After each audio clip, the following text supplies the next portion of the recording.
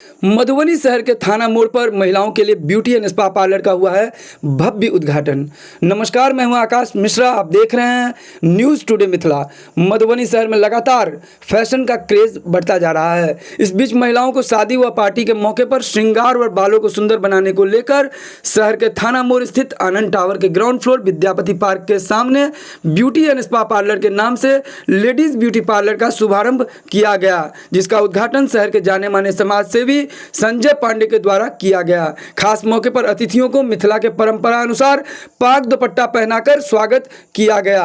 Beauty and spa parlour के proprietor Vinita कुमारी ने दीपावली और छठ की पूरे जिले वासियों को शुभकामना देते हुए कहा कि ऐसे मधुबनी जिले में तो कई ब्यूटी पार्लर थे, लेकिन ट्रैफिक जाम एवं कार पार्क की समस्या को देखते हुए सुदूर देहात गांव से आए लोगों को काफी दिक्कतों का सामना करना पड़ता था।